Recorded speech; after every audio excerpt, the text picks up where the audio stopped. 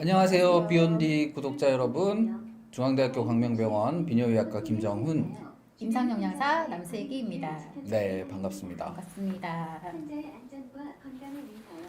저희 영양사 중에서는 이제 유튜브에 출연을 굉장히 많이 하셨던 남슬기 네. 선생님 잘 지내셨습니까? 네, 잘 지냈습니다. 교수님도 잘 지내셨나요? 네, 저도 덕분에 잘 지내고 네. 있습니다. 작년에 비욘디에 한번 제가 출연을 했었고 남슬기 선생님은 제가 알기로 여러 차례 출연하셨던 것 같은데 올해 이제 24년도 들어서는 처음으로 비욘디에 출연하는 것 같습니다. 저희가 두 명이서 요로결석에 대해서 강의를 좀 준비를 했습니다. 콜라보레이션이라고 하죠, 요즘 말로. 그래서 요로결석에 대해서 강의를 한번 시작을 해 보겠습니다.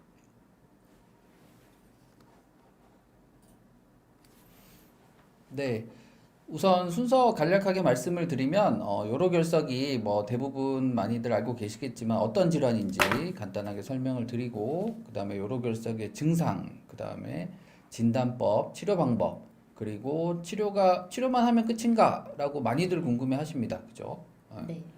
치료만 하면 끝인가? 답은 정해져 있습니다. 치료만 한다고 끝날 수가 없죠. 왜 끝날 수가 없냐 하면 요로결석의 성분에 따라서 우리가 결석을 예방하는 치료들을 생각해 볼 수 있고 그 중에 가장 중요한 게 우리 남슬기 선생님이 강의 준비해 주신 요로결석의 예방을 위한 영양관리 부분이기 때문에 오늘은 이 마지막 영양관리에 대해서 조금 관심을 가지고 잘 들어주셨으면 하는 바람입니다. 네. 많은 콘텐츠 준비했으니까요. 지금부터 잘 집중해서 들어주시면 감사하겠습니다. 네. 첫 번째로 요로결석이란 무엇인지에 대해서 설명을 드려보겠습니다. 요로결석이라는 것은 한번 이제 슬라이드를 한번 읽어드리면 심배, 신우, 그리고 요관, 방광과 같은 비뇨기 계통, 소변이 만들어지고 흘러내려오는 요로에 요 성분 중에서 어떤 결정이 생기고 그게 침착되고 그 결정이 점점 커지는 질환이라고 생각을 하시면 되겠고요. 좌측의 그림을 보시면은 이제 요로결석은 위치에 따라서 신장결석, 요관결석, 그리고 방광결석 이렇게 구분을 할 수가 있고요. 그다음에 맨 하부로 가장 하부로 와서 이제 요도결석까지 구분이 가능하고 신장결석에서도 위치에 따라서 심배결석, 신우결석으로 구분을 하기도 하고 요관은 우측 그림을 보시면은 이렇게 상당히 긴 구조물이기 때문에 상부, 중부, 하부를 나누게 되고 그 위치에 따라서 결석의 이름을 조금씩 다르게 부르게 됩니다. 그리고 방광결석 같은 경우에는 방광에 생기는 결석이 되겠죠. 네. 교수님 설명을 듣고 보니까 요로결석이 생각보다 굉장히 좀 광범위한 범위에 걸쳐서 발생이 되는 것 같아요. 그러면 이 요로결석이 대체 이제 얼마나 또 자주 발생하는지도 궁금하거든요. 설명 같이 부탁드리겠습니다. 네. 요로결석이 얼마나 많이 생기냐? 그거를 이제 조금 용어를 의학 용어로 굳이 설명을 하자면 유병률과 발병률이라고 저희가 이제 정의를 하게 되는데 유병률은 실제 이제 인구 분포 중에서 얼마나 병을 가지고 있느냐, 그리고 발병률은 병이 얼마나 많이 생기느냐인데 일반적으로는 혼용해서 사용을 하고 있기도 하고요. 우선 요로결석은 연령, 그리고 성별, 그리고 인종, 지리적, 환경적 영향에 따라서 요로결석의 유병률과 발병률이 조금씩 차이가 나긴 합니다. 그래서 이제 통계적으로 논문 발표 등에 의하면은 유럽이나 뭐 미국과 같은 서구 사회에서는 전체 인구 중에 약 4에서 8% 정도가 요로결석을 가지고 있는 것으로 되어 있고요. 우리나라에서는 통계조사에 따르면은 전체 인구의 약 2%, 그러니까 어떤 뭐 행사라든지 모임에 가서 한 100명 정도 모였다 하면 그 중에 2분 정도는 요로결석을 가지고 계신 상태라고 생각을 할 수가 있고요. 그다음에 이제 평생 유병률이라고 해서 나 자신이 평생 사는 동안에 어느 정도 요로결석이 생길 수 있냐를 따졌을 때는 10% 확률 정도로 요로결석이 생긴다고 볼 수가 있습니다. 그리고 우측에 그림을 보시면 세계적으로 요로결석이 많이 생기는 국가들을 이렇게 노랗게 표시를 한 건데요. 미국에서는 이제 동남부 지역에서 주로 요로결석의 발병률이 높다고 알려져 있고 세계적으로는 아프리카 국가를 포함해서 중동, 인도까지 적도에서 약간 이제 북쪽 지방에서 요로결석이 많이 생기는 것으로 보고가 되고 있습니다. 그렇다면 이렇게 요로결석이 어떤 지역적인 특징도 보이고 성별에 따라서도 차이가 나는데 요로결석의 위험 인자들도 한번 살펴볼 수 있는데요. 유전적인 거, 그 다음에 인종적인 거, 민족적인 거를 보자면은 어떤 특별한 유전 질환에 의해서 요로결석이 많이 생기시는 분도 있고 통계에 의하면 주로 백인에서 요로결석이 더 많이 보고되고 있고 상대적으로 흑인에서는 요로결석이 좀 적게 보고되고 있습니다. 그 나이대로 한번 살펴보자면은 20대부터 요로결석의 발생이 점점 증가하고 40대에서 60대가 되면 가장 빈발한다고 할 수가 있죠. 그리고 남성, 여성을 비율로 따지자면은 상대적으로 남성에서 요로결석은 더 많이 생기는 질환으로 알려져 있습니다. 그리고 지리적으로는 열대지방, 사막지방 당연히 수분 섭취는 적고 그다음에 땀으로 배출되는 수분의 양이 많다 보니 그런 지역에서는 조금 더 요로결석이 많이 생기는 것으로 되어 있고 비슷한 의미에서 기후 및 계절도 영향을 미치고 또 수분 섭취, 식습관 등도 영향을 미칠 수 있습니다. 요거는 제가 발표했던 논문을 하나 가져와 봤는데요. 요로결석이 얼마나 생기느냐, 기온과 어느 정도 영향이 있느냐 해서 과거에 발표했던 논문인데 서울 지역에서 응급실을 방문하는 요로결석 환자들을 통계 조사를 하고 그 다음에 기상청을 통해서 일평균 기온을 수집을 했습니다. 그래서 비교를 해봤더니 더우면 더울수록 잘 생기는 것은 맞고 우리나라 역시 그 다음에 평균 기온이 높은 날에서 2일에서 7일 정도 지났을 때 요로결석이 생겨서 아파서 응급실을 오시는 분들이 더 많더라. 그렇게 조사가 돼가지고 과거에 논문을 한번 썼던 적이 있습니다. 그러면 여름에 요로결석이 더 많이 발생된다고 하는 게 맞는 말이었네요, 교수님. 그렇죠. 한국에서는 뭐 여름은 이제 더우니까 당연히 이제 수분 섭취도 많이 하시겠지만 땀으로 소변으로 배출되는 수분의 양이 많다 보니까 소변도 좀 농축이 되고 그 과정에서 요로결석이 더 많이 생기는 것으로 이해할 수 있습니다. 그리고 생기는 원인에서 이제 패스토제네시스, 병이 어떻게 생기느냐에 대한 건데요. 이거는 굉장히 복잡하고 복잡한 과정이기 때문에 그리고 아직 밝혀지지 않은 부분도 있기 때문에 간략하게만 설명을 드리면 소변이 농축이 되면 소변 안에서 우리가 그 소금물 실험하지 않습니까? 네. 초등학생들이 물에다가 소금을 점점점 많이 타면서 녹이다가 어느 순간이 되면 더 이상 소금이 녹지 않는 그런 상황이 소변에서도 생기는 거죠. 그렇게 되면 과포화 상태가 되고 그랬을 때 특정 성분이 결정이 형성이 돼서 그게 점점 더 커져서 요로결석이 형성된다 이렇게 설명을 하고 있습니다. 그렇다면 이제 요로결석이 무엇인지에 대해서는 간략하게 설명을 드렸고 요로결석의 증상에 대해서 한번 또 말씀을 드려보겠습니다. 교수님, 저는 요로결석을 사실 경험을 해보지는 못했거든요. 근데 일단 알기로는 굉장히 요로결석이 생기면 아프다까지는 알고 있습니다. 그러면 이제 우리가 대부분 좀 혼동할 수 있는 맹장염이나 이런 어떤 다른 질환과 구분되는 특별한 요로결석만의 증상이 있을까요? 그렇죠. 네, 너무 좋은 질문입니다. 다들 많이 궁금해하실 것 같은데 환자분들이 맹장염으로 알고 병원에 왔다가 요로결석을 진단받는 경우가 종종 있습니다.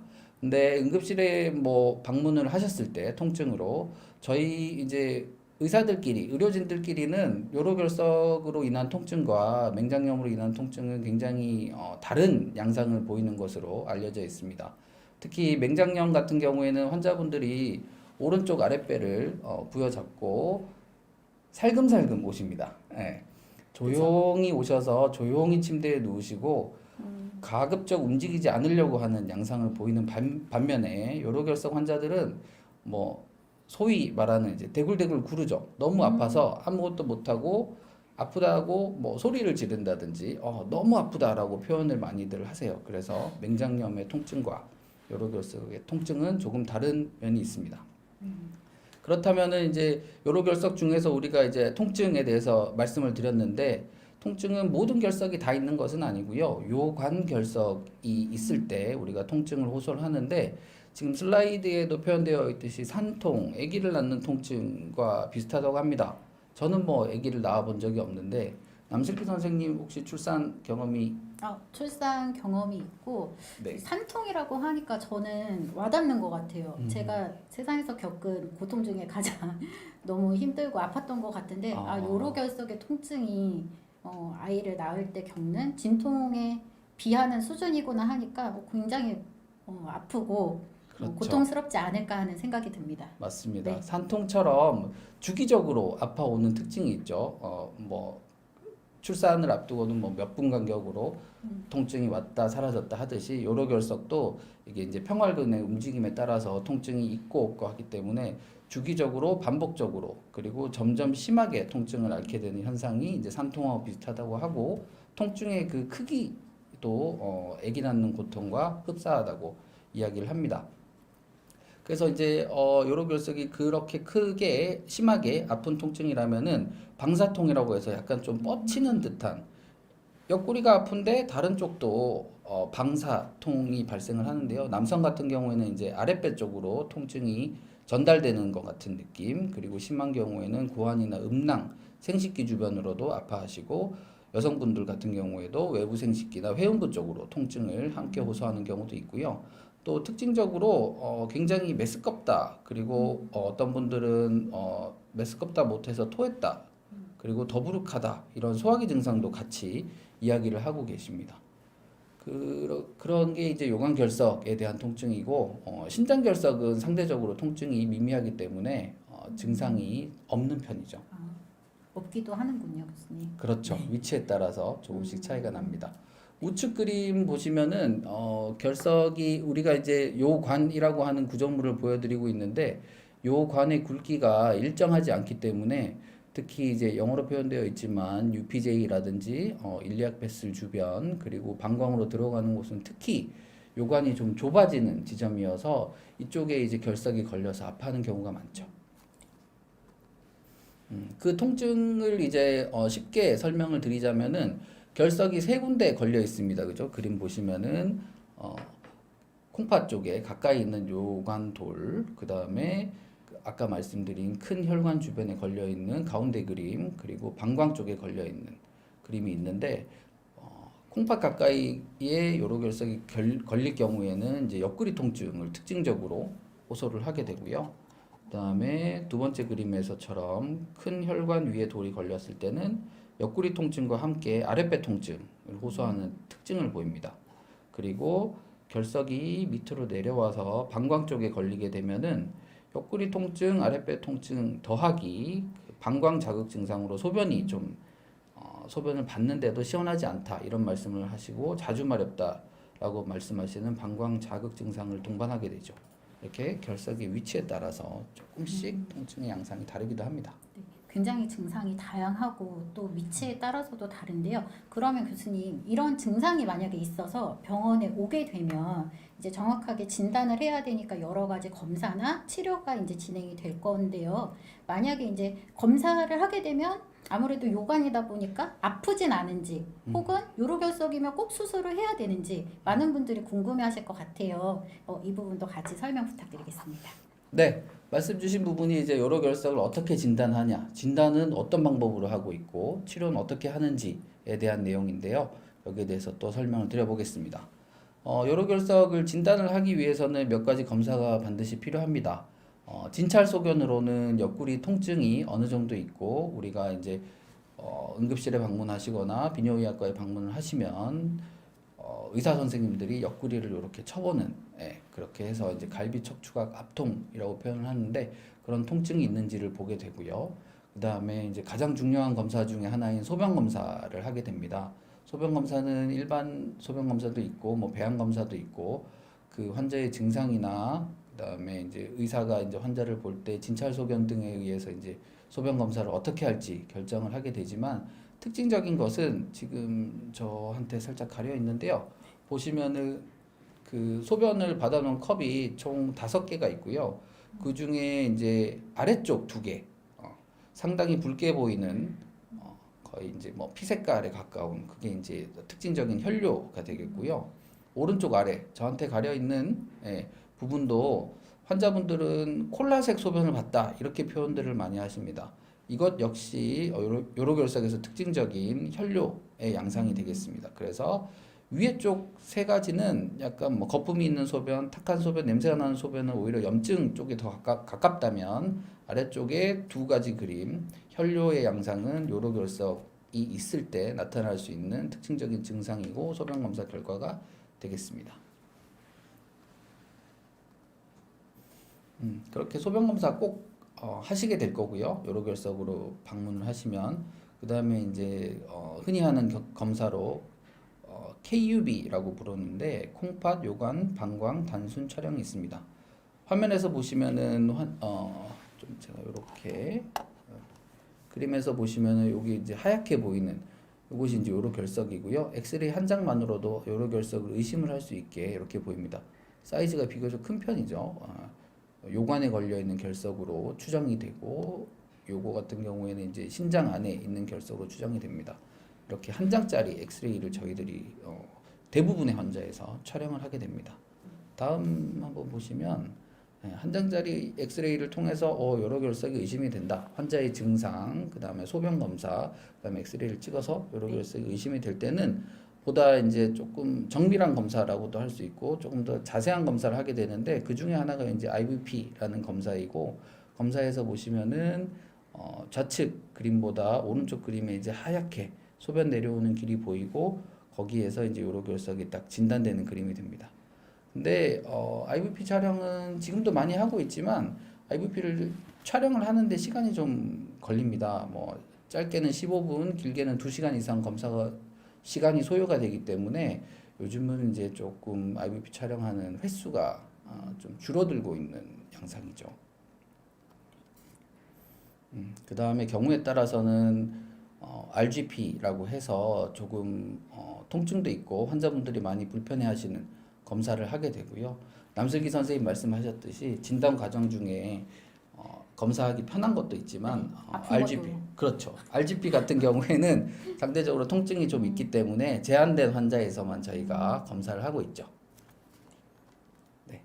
그리고 IVP 촬영 같은 경우에는 시간이 많이 소요된다고 말씀드렸어요. 길게는 2시간, 어떤 경우에 거의 반나절 촬영하기도 하는데 그러한 불편함을 좀 해소하고 그리고 빠르고 정확하게 진단을 하기 위해서 최근에는 이제 CT 촬영을 가장 많이 하고 있고요.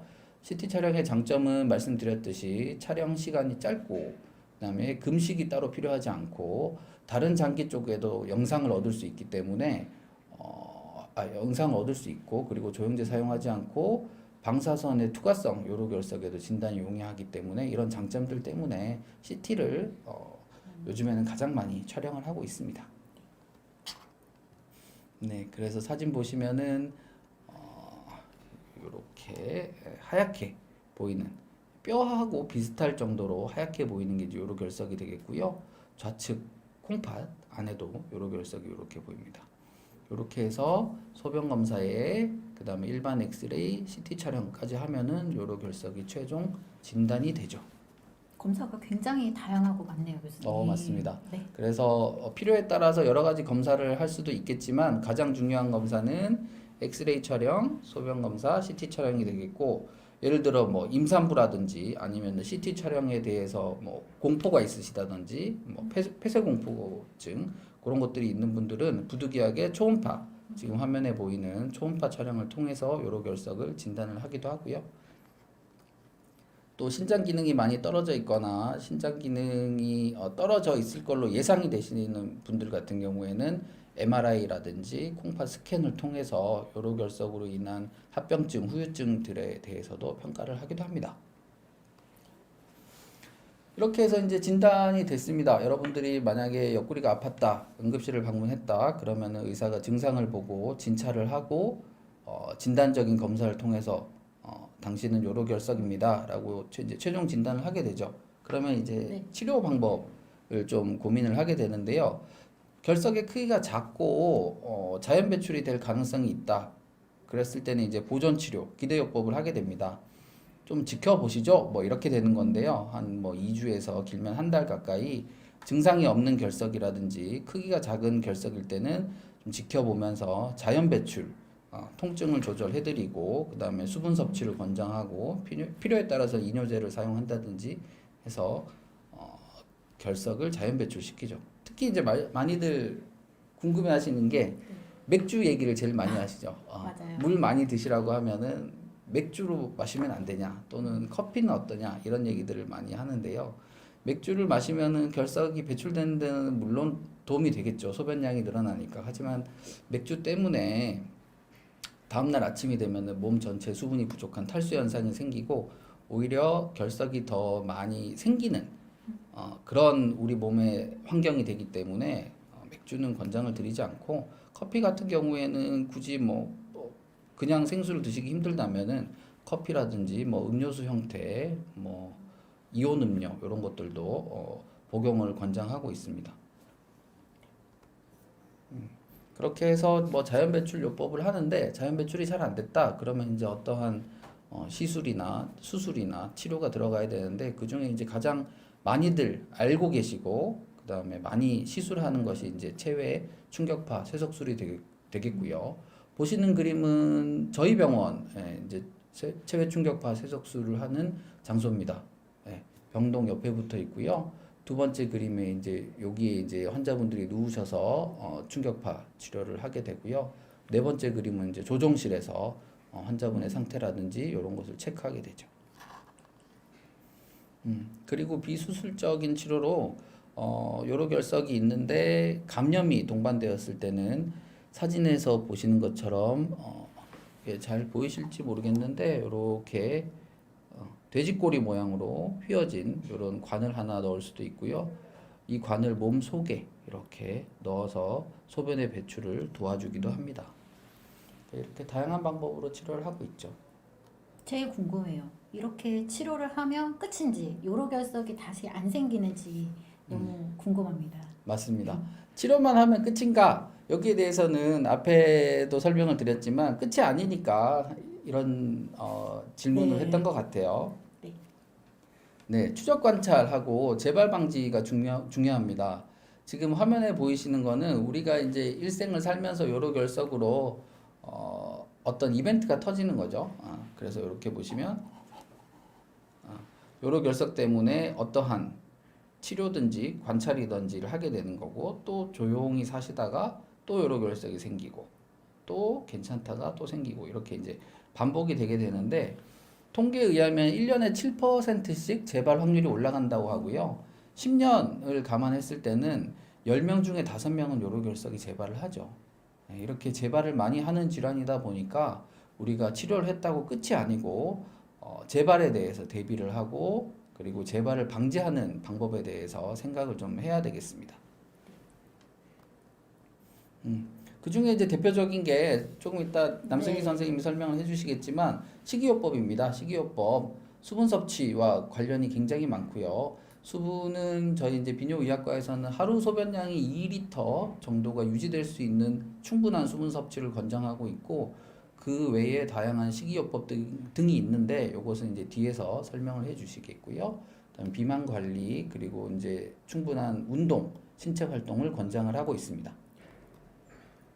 그리고 약물요법은 이제 병원을 방문하시면 의사 선생님들이 소변 대사 검사 등을 통해서 약물의 부작용과 비용 이런 것들을 고려해서 보시는 바와 같이 다양한 약제를 사용해 볼 수 있는 거죠. 그리고 이제 제 강의 중에는 마지막 부분인데요. 요로결석이 다양한 성분으로 이루어져 있습니다. 결석이 다 똑같은 게 아니냐? 아닙니다. 결석의 성분은 네. 교수님. 그 결석의 종류가 굉장히 다양하다고 이제 설명해 주실 건데 이게 뭐 종류도 다르고 그다음에 성분에 따라 다른데 이 종류마다 어떤 특징이 있는지 설명 부탁드릴게요. 그렇죠. 네, 보고마다 조금씩 차이가 나지만 좌측의 그림을 보시면 결석의 성분의 대부분을 차지하고 있는 것은 사실 칼슘이고요. 그 외에 요산이라는 성분도 약 10%를 차지하고 있고 그다음에 세균 감염에 의해서 결석이 형성되는 경우가 약 9% 그리고 시스틴석이 전체의 1% 정도를 차지하고 있습니다. 보시는 그림 우측에 있는 그림은 이제 전자현미경 그림인데요. 각각의 성분에 따라서 이렇게 결석의 모양이 굉장히 다르게 나타나고 그에 따라서 또 다양한 특징이 발생을 하게 되죠. 그래서 앞에 말씀드린 약 80에서 85%를 차지하고 있는 칼슘석 같은 경우에는 다른 성분과 결합을 해서 이제 칼슘석을 형성하게 되는데 가장 대표적인 게 수산칼슘 결석.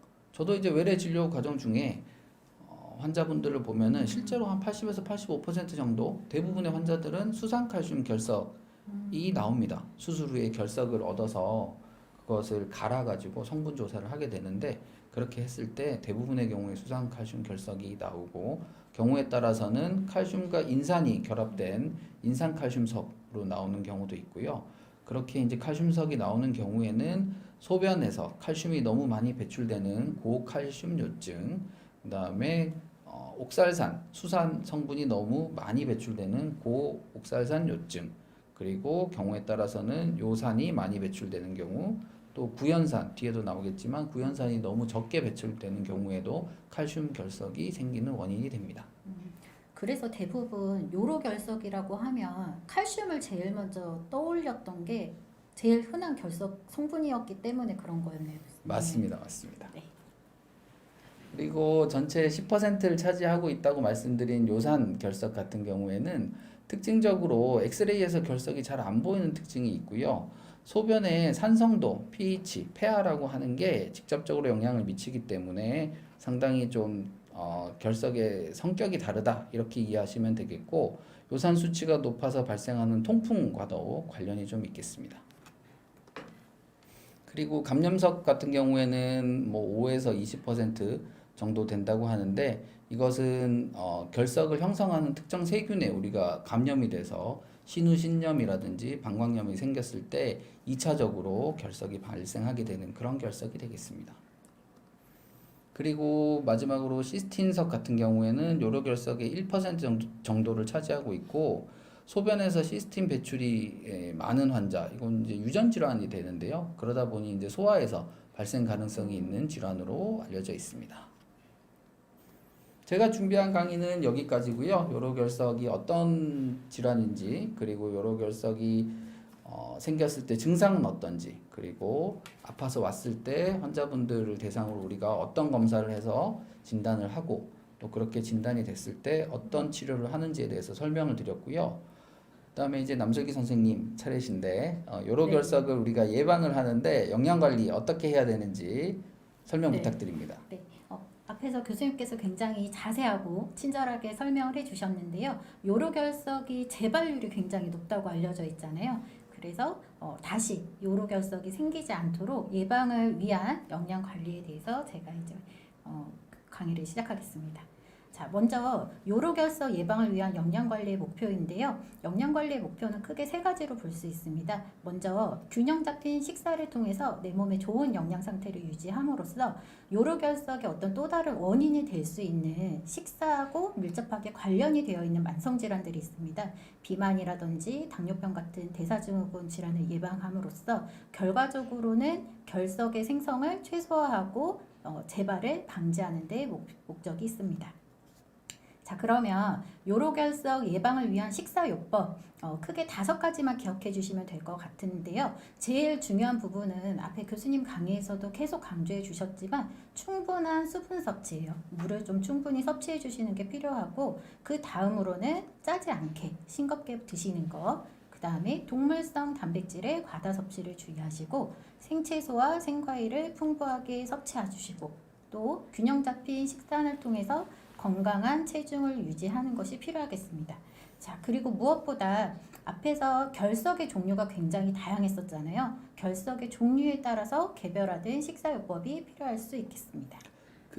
궁금한 게 있는데요. 네. 앞에 슬라이드 한번 보여주시면 저희가 의료진도 그렇고 충분한 수분 섭취하라고 하는데 네. 도대체 충분한 게 어느 정도를 이야기하는 건가요?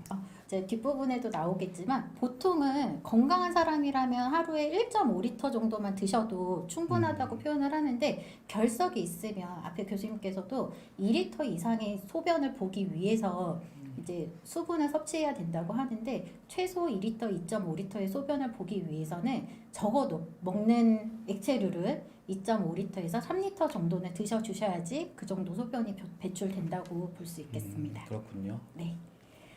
이제는 결석의 종류에 따른 식사요법인데요. 가장 흔한 결석의 종류라고 앞에 설명해 주셨어요. 수산, 칼슘 결석이 있는 경우에는 이름 그대로 수산의 함량이 높은 식품을 제한하는 것이 필요할 수가 있겠습니다.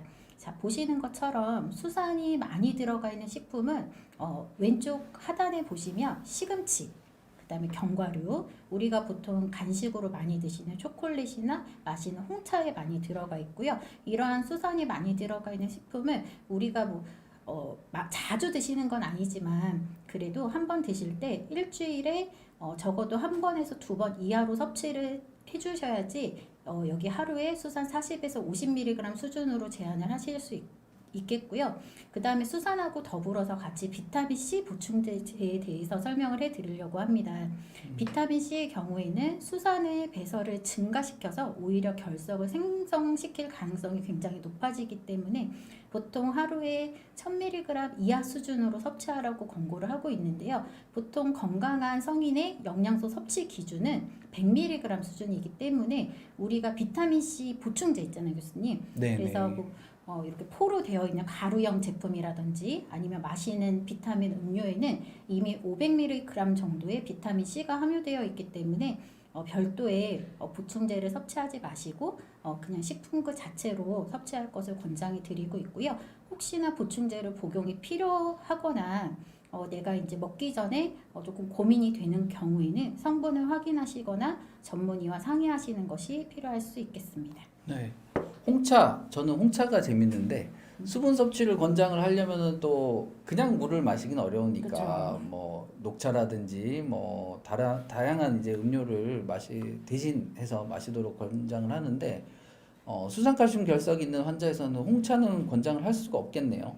그렇죠, 교수님. 홍차는 수산의 함량이 많기 때문에 드시더라도 횟수를 좀 많이 줄이시거나 아니면 연하게 드시는 거를 추천드리고 있습니다. 알겠습니다. 저도 진료할 때 참고하도록 하겠습니다. 네. 다음은 수산 함량이 많이 들어가 있는 식품이고요. 앞에 설명드렸던 식품군들이 있으니까 참고 부탁드리겠고, 다음은 인산 칼슘 결석입니다. 인산 칼슘 결석의 경우에도 이름처럼 인의 함량이 높은 식품의 제한이 필요할 수 있겠고요. 다만 인의 경우에는 대부분 모든 식품에 함유가 되어 있습니다. 근데 인이 특별하게 많이 들어가 있는 식품이 또 몇 가지가 있는데요. 우리 이제 곡류, 그 다음에 단백질 식품에 많이 들어가 있고요. 가공식품에 많이 들어가 있기 때문에 이제 인산 칼슘 결석이신 분들은 이제 인산의 섭취를 주의를 하실 때 너무 과다한 단백질의 섭취는 주의가 필요할 수 있겠습니다. 그리고 이제 보시는 것처럼 잡곡, 담배, 초콜릿, 콜라 같은 음료들이 있고요. 보시는 것처럼 뭐 통조림 제품들, 그 다음에 유제품에도 일부 인의 함량이 많이 들어가 있는 거를 볼 수 있겠습니다. 제가 그 성분에 따라서 환자분들한테 설명을 하는데 환자분들이 가장 많이 하는 말씀이 뭐냐면 그러면 먹을 게 없다. 그쵸? 내가 참 좋아하는 거 여기 다 있는데 먹을 게 없다 이런 말씀들을 많이 하시거든요. 그럴 때는 제가 어떻게 설명을 하는 게 좋을까요? 그래서 항상 중요한 거는 이게 많이 들어가 있어서 주의를 하라고 말씀을 드리긴 하지만 저는 과유불급이라는 말을 많이 쓰거든요. 환자분하고 영양 상담을 할 때. 그래서 너무 지나치게 많이 특정 식품을 드시는 거를 이제 조금 주의를 하시고 대신에 네. 소량 또 혹은 횟수를 지켜서 드시는 거는 괜찮습니다. 알겠습니다. 네. 그리고 이제 흔하지는 않지만 그래도 요산 결석이라든지 이제 마지막에 설명해 주셨던 시스틴 결석도 있는데요. 요산 결석의 경우에는 이제 요산을 많이 만들어내는 이제 재료들을 주의를 해야 되는데 대부분 요산 결석이 있는 환자분들은 또 아까 통풍을 같이 네, 동반하는 맞습니다. 경우도 있다고 하셨잖아요. 네. 그래서 단백질의 너무 과다한 섭취 그리고 이제 퓨린이라고 하는 성분이 있는데요. 이 단백질이 대사되고 소화되는 과정에서 퓨린이 요산을 만들어내기 때문인데요. 퓨린이 많이 들어가 있는 특정 식품이 또 몇 가지 있어요. 이제 대부분 동물의 내장 종류라고 설명을 하면은 나는 내장을 먹을 일이 없습니다. 이렇게 말씀을 하시는데 생각보다 내장은 우리 가까이 있습니다. 보통 이제 그렇군요. 순대를 좋아하시는 분들 같이 순대하고 내장을 드시는 경우도 있고, 그렇죠. 이제 국밥에도 뭐 살코기만 들어가 있는 경우도 있지만 이제 여러 가지 또 부속 내장들이 들어가 있는 경우도 있기 때문에 동물의 내장 종류 이제 그런 국밥이나 순대를 좀 좋아하시는 분들은 주의가 필요할 수 있겠고요. 그 다음에 이제 뭐 갈비탕이라든지 아니면 진한 설렁탕 같이 고기 국물을 오래 또 진하게 우려낸 육즙도 주의가 필요할 수 있습니다. 네. 그리고 퓨리는 약간 또 특이한 게 등푸른 생선에 많이 들어가 있어요. 그래서 대부분 이제 뭐 고등어나 청어나 멸치 같은 등푸른 생선은 이제 이런 통풍이 있거나 혹은 요산 결석이 있어서 퓨린 섭취를 제한하셔야 되는 분들은 섭취를 주의해야 될 수 있겠습니다. 그리고 시스틴 결석도 마찬가지로 유전 대사 질환이 있는 분들의 하나긴 하지만 이 경우도 마찬가지로 너무 지나친 그러니까 내가 식사에 너무 단백질만 먹는다. 시중에서 채소나 다른 골고루 균형 잡힌 식사를 하지 않고 단백질만 먹는 게 아니라면 일정한 적당량으로 섭취하시는 거는 크게 문제가 되지 않겠습니다. 자, 퓨린 함량이 많은 식품도 앞에 설명드렸던 것처럼 어육류의 내장, 육즙, 등푸른 생선 위주로 들어가 있는 거 확인해 보실 수 있겠고요. 앞에 간단하게 또 교수님하고 말씀드렸는데 충분한 수분 섭취가 대체 얼만큼이 충분한 양인가 하실 수 있는데요. 그리고 요로결석의 예방을 위해서 가장 잘 실천해야 하셔야 되는 부분이 또 이 충분한 수분 섭취이기도 합니다. 수분을 충분히 섭취해 주는 것만으로도 그만큼 소변량이 증가될 수 있고 그러면 소변의 농도도 조금 희석될 수 있고 결론적으로는 결석에 뭔가 배출을 좀 용이하게 도와준다든지 생기는 거를 좀 막아주는 데 도움이 될 수 있고요. 3리터를 마시려면 사실 내가 목마를 때 마시면 3리터를 먹기가 좀 힘든 것 같아요. 그렇죠. 그래서 갈증이 나지 않더라도 특히나 이제 여름철 같은 경우도 내가 목마를 때 드시지 말고 가까운 곳에 물컵이라든지 물병을 두고 수시로 마시는 노력이 필요하겠고요. 또 그러면 요새는 제품화된 생수도 또 많이 구매를 하실 수 있잖아요. 그러면 이제 브랜드마다 수원제가 조금씩 차이가 날 수 있는데 이 안에 미네랄의 차이가 조금은 있을 수 있겠지만 이제 큰 차이는 없어서 그냥 선호하는 제품 선택하셔도 괜찮고 앞에 이제 액상의 종류에는 사실 크게 상관은 없지만 그래도 이제 주스나 뭐 커피나 차 종류보다는 그래도 하루 3리터에 한 반 정도는 생수 형태로 드시는 것을 권장드리고 있습니다. 자, 그리고 짜지 않게 먹는 게 굉장히 중요한데요. 우리가 이제 짜게 먹게 되면 어쨌든 염분이라고 하는 거를 과량 섭취하게 되는데 이 염분, 나트륨이 어떤 역할을 하게 되냐면 뼈에 칼슘을 배출해주는 역할을 하게 되고 소변을 통한 칼슘 배설을 증가시키게 됩니다. 그래서 결석이 만들어질 확률도 굉장히 높아지는 걸로 알려져 있는데요. 우리가 보통 그러면 싱겁게 먹기, 짜지 않게 먹기라고 하면은 아예 간을 하지 말고 밋밋하게 먹으라는 뜻인가? 라고 생각을 하실 수 있는데요. 그냥 식사를 딱 하시고 간을 보실 때 약간 삼삼하다고 라고 하는 네네네. 표현을 쓰잖아요. 그렇죠. 그래서 약간 조금 싱겁기는 한데 먹기에는 또 괜찮다. 요 정도 간만 맞춰주셔도 평소보다는 굉장히 싱겁게 드실 수 있기 때문에 간을 되도록이면 이렇게 좀 삼삼하게 드시려면 너무 뜨거울 때 간을 하는 것보다는 한 김 식은 다음에 하시는 거. 그리고 이왕이면 조리 마지막 단계에 간을 하시는 게 좋습니다. 그렇죠. 네. 뜨거우면은 짠맛을 잘 못 느끼죠. 못 느끼게 돼요. 그래서 그렇죠. 간을 더하게 되고 음식을 네. 먹을 때 점점 짜지는 거를 또 느낄 수 있고요. 그러네요. 우리나라 사람들은 또 국, 찌개, 탕 굉장히 좋아하잖아요. 맞습니다. 요즘에. 저도 좋아합니다. 네, 그래서 이런 국물류를 드실 때 국물보다는 건더기 위주로 드시는 게 필요할 수 있겠습니다. 자, 그리고 우측은 염분 함량이 높은 식품들을 제가 또 빨간 글씨로 표시를 해놨는데요. 보시면 대체로 가공식품 그리고 젓갈이나 장아찌 같은 염장식품들이 염분 함량이 높기 때문에 주의하시는 것이 필요하겠습니다. 자, 그리고 다음은 동물성 단백질에 대한 내용인데요. 동물성 단백질은 적절히 섭취하는 게 굉장히 필요합니다. 이제 육류나 생선 같은 동물성 단백질은 이제 대사, 우리 몸에서 소화되고 흡수되는 과정에서 결석의 약간 원인이 되는 물질들, 그렇죠. 묘산이라든지 네. 수산이나 아니면 칼슘의 배출들이 증가하게 되는데요. 자, 그러면 이 육류와 생선 어떤 게 더 좋냐라고 말씀을 하실 건데요. 소고기, 돼지고기, 닭고기, 생선 성분에 있어서 또는 이제 칼슘이나 수산이나 구연산 등에 있어서 큰 차이는 있지 않고요. 적절이라고 하는 거는 우리가 이제 한 번 식사할 때 제가 이제 밑에 보여드리는 그림 있죠? 고기는 한 40g 정도, 생선은 작은 거 한 토막 정도. 이 다양한 어육류를 몇 끼, 한 가지에서 두 가지 종류를 섭취해 주시면 충분하시겠고, 보통 적절한 양이라고 하면은, 그러니까 육류를 뭐 예를 들어서 뭐 200g, 300g 먹으면 너무 많이 먹게 되는 거죠, 한 끼에. 그렇죠. 네, 그래서 한 끼에 한두 종류를 지금 제시해드린 양에 맞춰서 드시면 되겠습니다. 자, 그리고 다음은 생채소와 과일에 대한 내용인데요. 여기 보시면 예쁜 알록달록한 과일 그림들이 있는데 대부분 감귤류라고 하는 과일들이 있어요. 네. 귤이나 자몽이나 오렌지와 같은 감귤류 과일에는 구연산이라고 하는 성분이 있습니다. 맞습니다. 저도 말씀드렸었는데 네. 구연산과 관련해서 조금 더 설명해 주시죠. 네, 구연산이라고 하는 성분은 우리가 이제 소변의 성분에 따라서 이제 결석이 생길 확률이 높은 상태가 되는데 이게 이제 산성화된 소변을 약간 중화시켜주는 역할을 하게 돼요. 구연산이라고 하는 성분이. 그래서 소변을 알칼리화시켜서 결석이 생기는 거를 방지해주는 역할이 있게 되고요. 그 다음에 채소와 과일에는 구연산만 있는 게 아니라 식이섬유소도 풍부하게 들어가 있는데요. 이 식이섬유소라고 하는 성분이 소변을 통해서 칼슘 배출되는 거를 조금 막아주고 결론적으로는 칼슘의 결석을 예방해주는 데 효과적으로 알려져 있는 것 같습니다. 맞습니다. 네. 구연산은 그 칼슘과 수산이 결합을 하는데 구연산이 소변에서 농도가 올라가게 되면은 결석이 생기는 것을 방해하죠. 거꾸로 결석을 예방하는 효과가 있기 때문에 소변에서의 구연산 농도를 올리기 위해서 구연산 섭취를 권장을 하고 있습니다.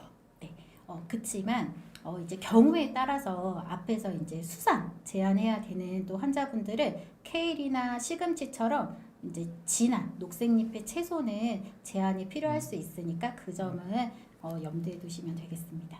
자, 그리고 적정 체중을 유지하는 것만으로도 요로결석을 예방하는 데 많은 도움이 될 수 있는데요. 맞습니다. 이제 내가 체중이 과한 상태, 과체중이나 비만인 사람은 대사증후군 발생 위험도가 높고 그만큼 요로결석이 생길 위험 또한 높아지는데요. 나의 적정 체중을 그럼 알아야 되니까 계산 방법을 제가 이 시간에 간단하게 알려드리려고 하는데 내가 키가 170cm의 남자라면 키를 미터로 환산해서 2번을 곱합니다.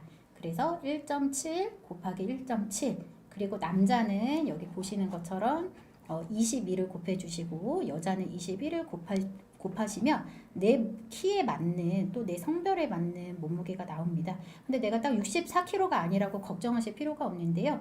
여기서 플러스 마이너스 10%의 범위 그러니까 58kg에서 70kg 사이에 들어가 있다면 내 키에 맞는 적정 체중을 유지하고 있다라고 보시면 돼요. 근데 이번 시간에 계산하시기는 너무 힘드실 테니까 요 화면 방송이 끝나면 꼭 캡처해 두시기 바라겠습니다. 저는 미리 계산해 봤습니다. 다이어트가 필요합니다. 그죠? 자, 그러면 적정 체중을 또 유지하고 좋은 건강 상태를 유지하려면 가장 중요하고 기본적인 게 바로 균형 잡힌 식사를 하는 거죠. 지금 보여드리는 그림은 골고루 균형 잡힌 식사를 내 몸에 필요한 만큼 섭취하고 그 다음에 충분한 수분 섭취, 물을 섭취해주고 또 보시면 이 사람이 지금 자전거를 타고 운동을 하고 있잖아요. 그래서 규칙적인 신체 활동까지 같이 해 나가면 내 몸에 맞는 적정 체중을 유지할 수 있고 또 건강을 잘 지켜나갈 수 있다는 것을 표현하는 그림이겠고요. 자, 그 다음에 앞에서 또 계속 제가 설명드렸던 것처럼 여기에 플러스로 개인의 건강 상태에 따라서 개별화된 식사요법이 필요할 수 있다라는 거 염두에 두시면 되겠습니다. 그리고 이렇게 영양사가 하는 교육의 내용을 들었는데 또 궁금한 사항이 있을 수 있잖아요. 나에게 맞는 식사요법이 만약에 궁금하면 진료 보실 때 교수님께 영양사 만나고 싶습니다. 영양상담을 좀 받고 싶어요. 요청하시면 영양사와 1:1 영양상담도 가능합니다. 네, 가능합니다. 네. 그리고 뒷부분에는 이제 제가 병원에서 이제 환자분들을 만나다 보면은 요로결석 관련해서 이제 여러 가지 또 질문이 있더라고요. 그래서 많이 하고 자주 하시는 질문 위주로 좀 몇 가지 보려고 하는데요. 요로결석이 있으면 칼슘 섭취 무조건 제한해야 되나요? 라고 네, 진료 볼 때도 혹시 들으시나요, 교수님? 네, 많이 듣고 있습니다. 그렇죠. 그러면 답을 한번 알아볼게요. 네, 칼슘 섭취는 따로 제한하지 않습니다. 칼슘 섭취를 제한했을 때 오히려 우려되는 점들이 있기 때문에 칼슘은 드시도록 권장을 드리고 뭐 골다공증이라든지 다른 여러 가지 칼슘을 섭취하지 않았을 때 생길 수 있는 것들을 생각을 한다면은 뭐 비용 대비 효과 이런 걸 따지면은 칼슘은 섭취를 제한하지 않고 있습니다. 네, 그래서 결석이라고 해서 너무 무분별하고 극단적인 제한은 바람직하지 않다라는 거. 그리고 앞에도 먼저 설명을 해주셨는데 맥주가 요로결석 예방할 수 있다. 근데 교수님께서 설명해 주셨죠. 오히려 배출하는 데는 도움이 될 수 있지만 다시 만들게 하는 물질들이 많이 들어가 있기 때문에 지나친 음주 피해 주시고 가능하면 건강을 위해서 금주하시거나 드시더라도 작은 양을 드시도록 권장하겠습니다. 네. 그리고 커피도 요새 커피 없으면 그 카페인 수혈이라는 말도 있잖아요, 교수님. 그렇죠. 네, 커피 마렵다 뭐 이렇게도 표현하시고 네. 카페인 마렵다 이렇게도 네. 표현을 하시죠. 커피가 요로결석을 만든다는데 사실인가요? 네, 앞에서 설명드렸던 것처럼 과학적인 근거가 부족하지만 다만 이제 커피는 뭐 우리가 블랙커피, 뭐 아메리카노만 있는 게 아니라 요즘에는 뭐 시럽도 많이 들어가고 뭐 생크림도 많이 들어간 너무 달고 칼로리가 높은 커피들도 있잖아요. 그래서 너무 이제 단맛이 강한 커피보다는 달지 않은 커피로 선택할 것을 권장드리고요. 그 다음에 이제 칼슘하고 이제 연계가 되다 보니까 비타민 D를 먹어도 되나 많이 좀 궁금해 하시는 것 같습니다. 비타민 D는 어떻죠, 교수님? 비타민 네. D는 뭐 결석의 발생을 증가시킬 수 있다고는 알려져 있는데 그것은 이제 환자분들 그리고 우리 일반인들도 개인의 상태에 따라 신체 상태에 따라 차이가 날 수 있기 때문에 전문의 상의하신 후에 비타민 D 섭취 네. 여부는 결정하시는 것이 정답일 것 같습니다. 네, 감사합니다. 그러면 저희가 오늘 준비한 강의는 여기까지죠, 교수님? 네, 맞습니다. 생각보다 시간이 조금 흘렀는데요. 우리 구독자분들 시청하시면서 궁금했던 점 있으면은 제가 몇 가지 얘기를 해드려 보도록 하겠습니다. 질문이 많이 왔네요. 네, 조금 내리면서 볼까요? 네. 우선 눈에 띄는 게 전립선 비대증과 요로결석도 관계가 있나요? 그리고 신장 이식 받은 환자도 요로결석 생길 가능성이 높아지는지 궁금합니다. 네, 전립선 비대증이 있어서 소변을 원활하게 못 보면 요로결석 중에서도 방광결석이 생기는 경우가 있겠고요. 그럴 때는 뭐 수술을 통해서 결석을 제거하는 방법이 있을 수 있습니다. 그리고 신장 이식을 받았다고 요로결석이 생길 가능성이 올라가지는 않지만 이식된 신장에서도 똑같이 요로결석이 생길 수는 있죠. 하지만 이제 치료 방법에서 일반적인 신장과는 조금 차이가 나기 때문에 신장 이식을 받았던 병원의 전문의 선생님과 상의가 필요하겠습니다. 그리고 좀 보면은 네, 안녕하세요. 며느리가 임신 중인데 옛날부터 있던 신장 결석 때문에 응급실을 가는데 이럴 때는 무슨 방법이 있을까요? 물을 많이 마시는 것 외에 방법이 있을까요? 네, 수분 섭취 충분히 하시는 게 중요하겠고요. 과거에 오늘 주제가 됐던 과거에 이제 결석을 얻어서 성분 조사한 게 있다면은 남슬기 선생님이 설명하셨듯이 그런 이제 식이요법 또는 요즘에 또 식사요법이라고 네. 하더라고요. 그런 걸 통해서 예방을 하는 것을 권장을 드립니다. 또 다른 질문이 이거 한번- 재밌는 것 같아요, 네. 교수님. 이거 말씀이시죠? 네. 옛날에 네. 요로결석을 배꼽으로 뺐다는 말을 들은 것 같은데 맞나요? 요로결석을 어떻게 배꼽으로 뺄까요? 아닌가요? 네, 배꼽으로 뺄 수는 없고 요로결석을 수술을 했을 때는 네. 수술해서 얻은 결석을 배꼽 주변에 네. 복강경을 했을 때는 이제 배꼽 주변에서 결석을 빼기도 합니다. 실제로 수술을 통해서. 그런데 그 말과 이 말이 맞는지는 모르겠지만 딱 네. 질문하신 것만 봐서는 조금 의문스럽습니다. 요로결석을 배꼽으로 뺐다는 말은 좀 네. 안 맞는 것 같아요. 그 다음에 질문이 요로결석이 있는 사람들은 어떤 영양소는 먹으면 안 되나요? 칼슘과 관련해서 먹어도 되나요? 남슬기 선생님. 네, 이거는 마지막에 교수님하고 제가 Q&A로 다시 설명드렸었는데요. 칼슘 섭취는 하셔도 된다. 그리고 여러 가지 이제 뭐 골다공증을 예방하고 또 좋은 이점들이 있기 때문에 무분별하게 칼슘을 제한하실 필요는 없으시고요. 뭐 유제품이라든지 뭐 칼슘이 들어가 있는 식품들 드셔도 괜찮고 이제 다만 말씀해 주셨던 것처럼 요로결석의 종류나 어떤 성분에 따라서 제한해야 되는 영양소가 다 다를 수는 있기 때문에 아마 진료 보실 때 나의 결석이 어떤 종류인가요를 물어보시면 좀 도움이 되지 않을까 싶습니다. 네, 맞습니다. 그리고 질문들 중에 특정 제품에 대해서 문의가 많은데요. 요 질문들은 조금 패스를 하고 시간 관계상 마지막 질문으로 물을 한 번에 많이 마셔도 효과가 같나요? 네. 많이들 물어보십니다. 네. 물을 한 번에 3리터를 권장을 하는데 한 번에 3리터를 다 마셔야 되나요? 먹기 힘들 것 같아요. 네, 3리터를 다 마시는 것은 뭐 불가능하죠. 그래서 한 번에 마시나 나눠서 마시나 하루에 정해진 양을 마셔주는 게 가장 중요하다고 이해를 하시고 요로결석 예방에는 수분 섭취가 가장 중요하고 또 예방을 위해서 반드시 필요하니까 요로결석이 있다.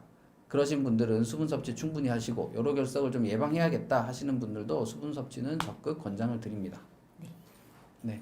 오늘 저희가 준비한 강의는 여기서 이제 마쳐야 될 것 같은데 남슬기 선생님 오늘 어떠셨나요? 오늘 방송 베테랑 교수님과 함께 하게 돼서 저 너무 편하게 방송한 것 같고요. 구독자 여러분들께도 어떻게 보면 좀 생소할 수 있고 또 어떻게 보면 좀 우리한테 흔한 요로결석을 좀 자세하게 진단부터 치료부터 또 영양까지 알려드릴 수 있는 좋은 기회가 되지 않았나 싶습니다. 네. 저도 오늘 요로결석의 영양에 대해서 많이 배웠고 실제 진료 현장에서도 남슬기 선생님이 설명해 주신 부분들 환자분들한테 전달하면서 또 요로결석 환자 많이 보고 치료하도록 하겠습니다. 오늘 지금까지 시청해 주신 분들 너무 감사드리고요. 지금까지 비뇨의학과 김정훈 남슬기 임상영양사였습니다. 감사합니다. 감사합니다.